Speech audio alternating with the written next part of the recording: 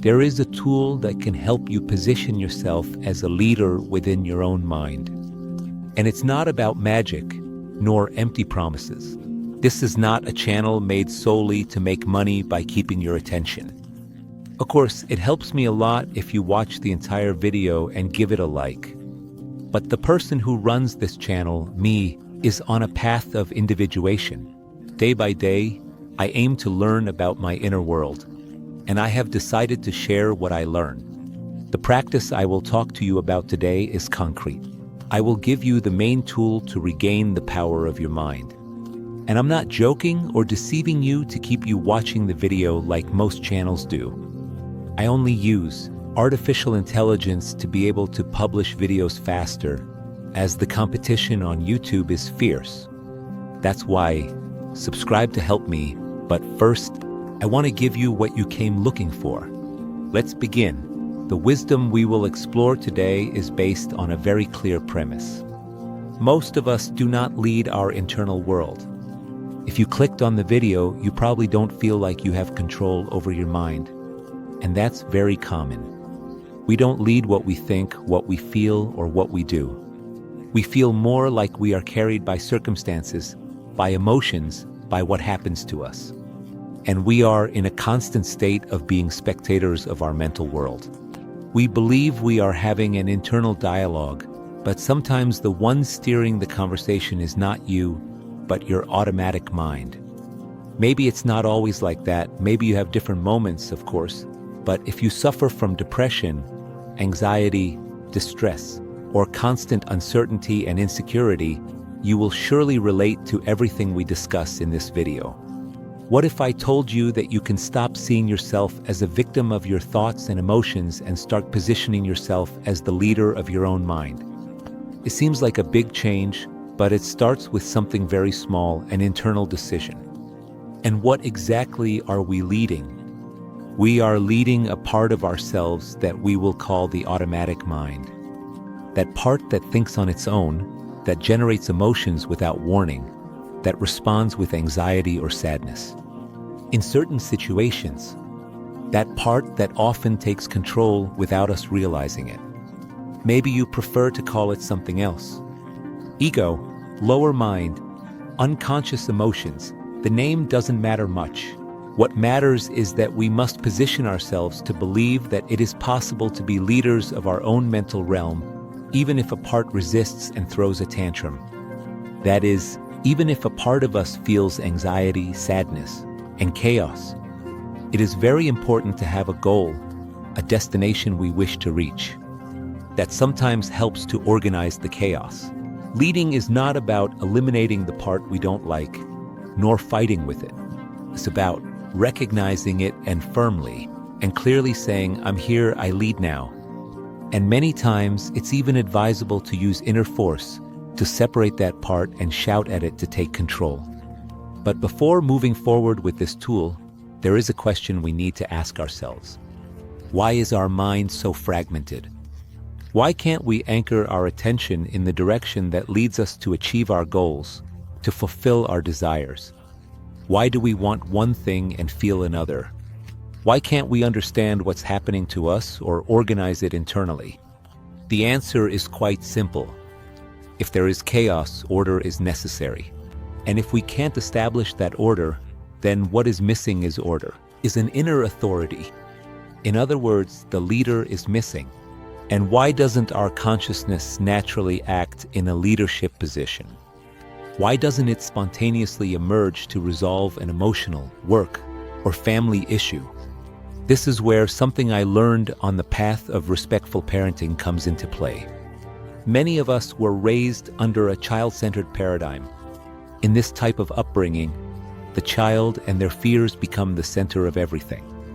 Parents completely accommodate to them, avoiding setting clear boundaries and often acting with emotional indifference. For example, letting the child suffer emotionally without helping them to self-regulate. And now I want you to think about it in terms of your own mind. The child is the automatic mind. How many times have you felt anxiety, sadness, or fear and didn't know why and simply decided to ignore it? You let it pass as if it didn't exist. and accumulated thoughts, emotions, and discomfort without managing them. On the other hand, there is also the adult-centered paradigm, more commonly known as authoritarianism. Here, the adult is at the center. The child must obey because they are considered inferior, and often they are disciplined with punishment. Personally, I was raised with a mix of both, and it's very curious what that combination generates. At times, there were no clear boundaries, nor a true leader from whom to learn how to lead.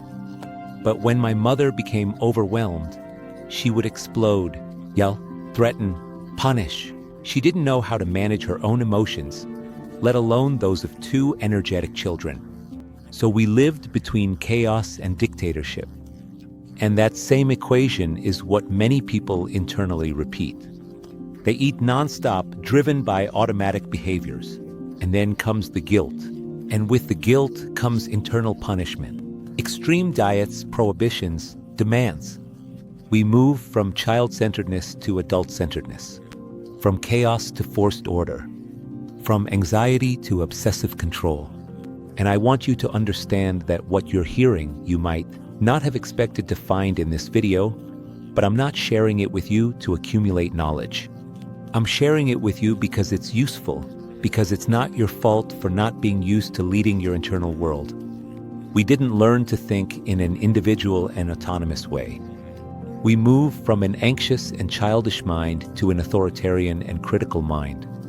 Maybe in your case, the story has been different, but if you're here, it's because you desire internal order.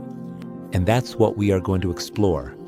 It's not necessary for the chaos to disappear for you to position yourself in a place of leadership. It's not necessary for everything to be calm to make decisions. In fact, it's precisely in the midst of chaos where that leadership is most needed.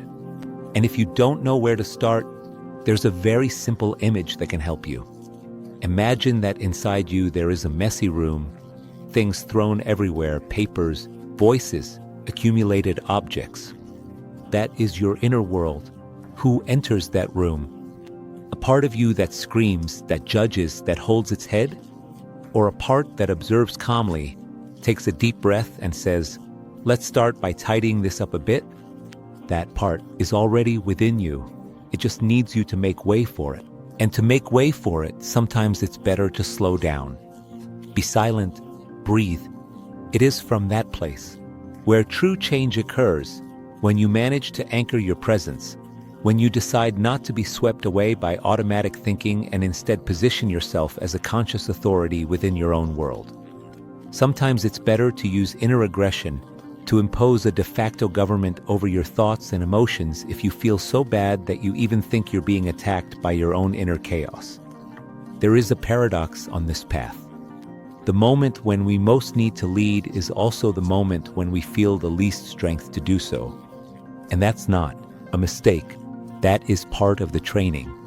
Because leading is not about feeling strong, it's about deciding to act from the leader's place, even if at that moment a part of you is in crisis. Even if you don't believe it, even if you feel guilty for having that role, many people feel they can't lead because they still feel broken, sad, angry, or anxious. But leading is not about being okay. It's about being attentive. It's about holding on to the hope that you can achieve what you set out to do. It's about being present.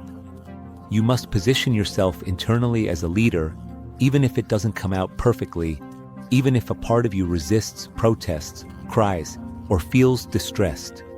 There's no need to eliminate those parts. You don't have to silence them. You don't have to judge them. You just need to take control. Imagine that inside you there's a child who cries or hides, or a teenage part that rebels or becomes ironic. It's not about silencing them or fighting them, but rather clearly stating, I am here now, I am leading this process. That means, for example, consciously blocking any thought that is not aligned with that role. And attention blocking does not mean denying, nor eliminating, nor resisting. It means not feeding. It means saying, I know you're there, thought of anguish, thought of failure, but now it's not you who decides. That part of you that suffers from anxiety or depression maybe gets nervous about this movement, maybe feels threatened, maybe fear, tension, discomfort. disappear, but there's nothing to fear because now you are present and you lead. Moreover, now you are accompanied because now you are accompanying yourself. You are in this together. That's the only thing that changes the rules of the internal game, going from spectator to protagonist. Stop obeying the automatic flow of thoughts and start deciding. If you don't lead, who does? The automatic mind, the conditioned part, the wound, the pattern you inherited without realizing it. That's why it's not about forcing yourself to think differently. It's about inhabiting another internal position. It may be necessary for you to close your eyes and observe the whole combo of your automatic pattern at work, the emotion, the psychic field, and the reactions you have to it. If at any point you feel that anxiety or internal energy overwhelms you, you can also move your body, walk, stretch, do energy exercises or spontaneous movements. This is something I learned in my own process. Sometimes the body needs to express what the mind cannot organize. You can close your eyes, focus on the space between your eyebrows, and let your body move on its own. Sometimes a gentle movement will emerge, like in Tai Chi. Other times, a protective gesture, as if you were a frightened child. That's normal. That is also healing. Connecting with your body is not mandatory, but sometimes it is necessary. And the important thing is that you are there, that you are the one who decides, who accompanies, who leads. Another recommendation is that while you move your body and feel your body in the present, the energy, you use your mental intention, that is, your thoughts, to support what you are doing. Why are you doing it? You must say it in real or mental words. This works because it's a way to block the automatic mind that will always want to reinstall itself while we try to be present. Once you manage to position yourself as a leader, don't expect everything to calm down immediately. In fact, at first, everything might seem to become more chaotic. And that, although it may not seem like it, is a good sign. Because internal conflict is not a mistake. It's a sign that you are awakening, that something new is trying to emerge. And the old, that automatic system that has been making decisions until now, is resisting. When you start to lead, parts of you that were used to having control will react, they will protest, try to convince you that you can't, that it's useless, that it doesn't make sense, or that you've tried 1,000 times and it didn't work. That is the automatic mind, and if you're not careful, that part can make you backtrack, can convince you that you're making a mistake or that you're getting worse. But if you manage to observe that conflict from your position as a leader, then it becomes part of the process. It's not something you should eliminate, it's something you need to understand. Resistance is natural, and the more aware you become, the more sensitive you are to those internal tensions. But also, the more capable you are of not being carried away by them. Here, it's important to remember that the practice is not about eliminating anxiety or discomfort. It's about not letting those emotions be the ones that decide for you. Because if it's not you who leads, another part will, one that learned to survive from fear, from abandonment, from pain. So, every time you notice an uncomfortable emotion, an automatic reaction, or a negative impulse, don't take it as a failure. Take it as a sign that you are in the right place, that you are interrupting the autopilot. And if conflict arises, there is only one possible response from leadership, presence, and firmness. You don't need to shout internally or impose yourself in an authoritarian way. You just need to remind yourself, I am here, I am present, I am leading. Sometimes that will be enough. Other times you will have to repeat it many times.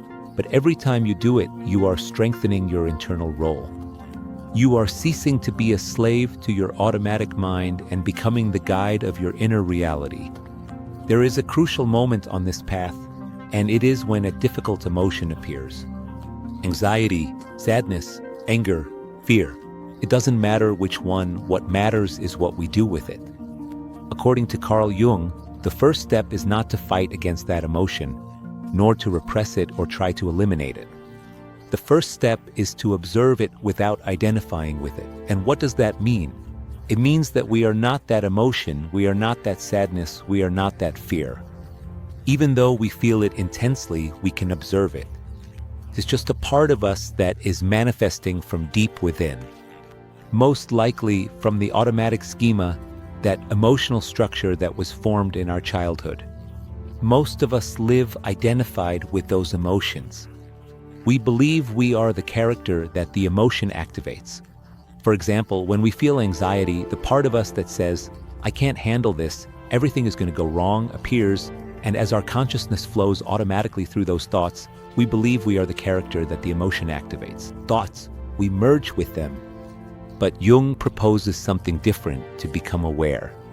And the way to do it is to look at that emotion as an internal presence, something that is there, but that is not you. It's a part, an inner figure, a voice. And to be able to do it, it's key to position yourself in a deeper certainty. You are much more than your thoughts. You can think whatever you want, and you can also not think because you are capable of everything. So, you are also the void. There's no need to think. You don't need to identify with every thought that appears. You can simply observe. Just be.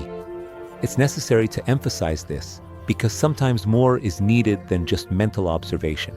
Sometimes we need energetic exercises, conscious breathing, or meditation to see more clearly how internal emotions operate, anchored in our body.